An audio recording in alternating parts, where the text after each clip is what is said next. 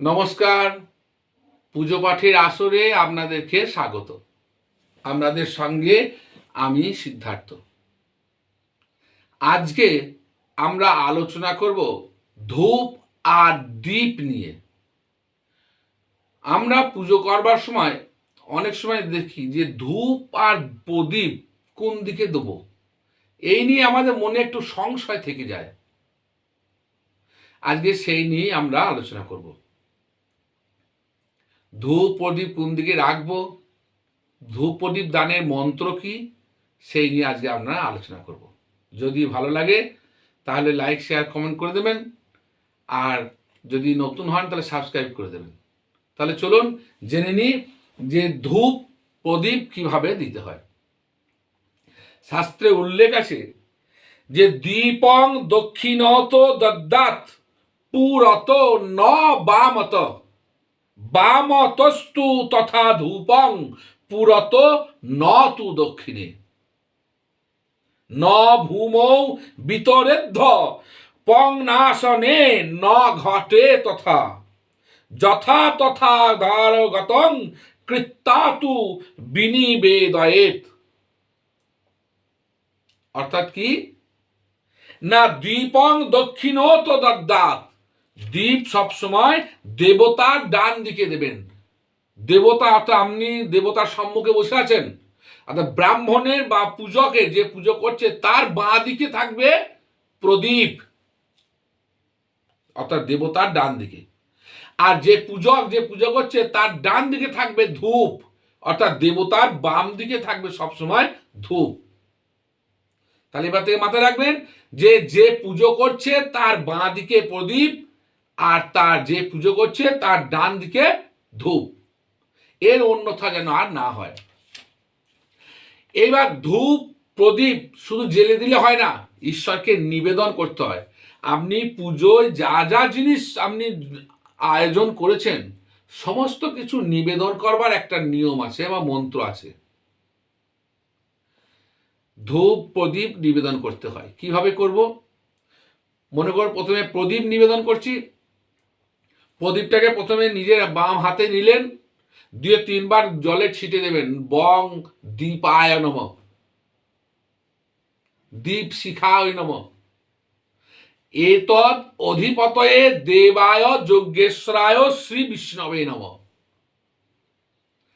এতদ সম্প্রদানায় অমুক দেবতা ওই নমঃ। যে দেবতা পুজো করবেন তার নাম উল্লেখ করতে হবে।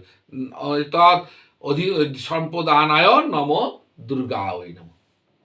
তারপর দীপটাকে এবার ডান হাতে নিলেন বা দু হাতে ধরলেন, দিয়ে এবার ডান হাতেই ধরতে হবে, কারণ বাম হাতে আপনাকে ঘন্টা বাজাতে হবে। দিয়ে ঘন্টা বাদ্য করতে করতে সেই প্রদীপটাকে আপনি আরাত্রিক করার মতন করে ঘুরিয়ে ঘুরিয়ে দেবতাকে নিবেদন করবেন। প্রদীপ নিবেদন করার মন্ত্র কি না, অগ্নি জ্যোতি রবি জ্যোতি চন্দ্র জ্যোতি তথৈব চ দীপয়ং উত্তমম অঙ্গং দীপয়ং প্রগিহ্যতাং এষ দীপ শিখাং নম অমুক দেবতা ওই নম। অগ্নি জ্যোতি রবি জ্যোতি চন্দ্র জ্যোতি তথৈব চ জ্যোতিষাম উত্তমম অঙ্গং দীপ অয়ং প্রগিহ্যতাং। অর্থাৎ আমার এই প্রদীপে অগ্নির জ্যোতি, সূর্যের জ্যোতি, চন্দ্রের জ্যোতি অবস্থান করছে। সেই সমস্ত জ্যোতিকে একত্র করে আমি তোমার উদ্দেশ্যে নিবেদন করছি, তুমি গ্রহণ করো। ধূপ দানের মন্ত্র কি না, প্রথমে অর্চনা করে নিতে হবে। বং এতস্মৈ ধূপ শিখা ওই নম অধিপতয়ে দেবায় শ্রী বিষ্ণবে নম এতৎ সম্প্রদানায় অমুক দেবতা ওই নম। তারপরে ধূপটা ডান হাতে করে নিয়ে ওং বনস্পতি রসগন্ধাঢ্য সুরে ভজন ময়া নিবেদিতং দেবং ধূপহং প্রগিহ্যতাং এষ ধূপ শিখাং অমুক দেবতা ওই নম।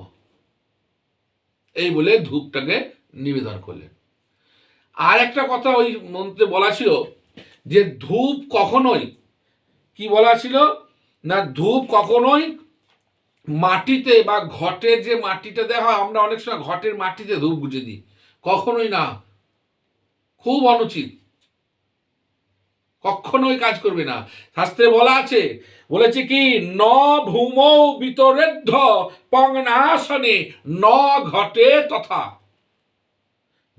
যথা তথা ধার যতং কৃত্যা তৌ বিনিবেদয়েত।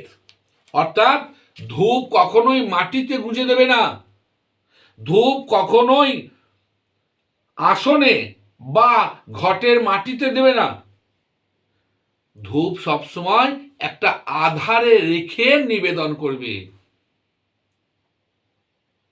তাহলে ধূপ প্রদীপ কি রকম ভাবে দিতে হবে, ধূপ প্রদীপ দানের মন্ত্র কি হবে, আজকে আলোচনা করলাম। আজ এই পর্যন্তই। ভালো থাকবেন, সুস্থ থাকবেন। নমস্কার।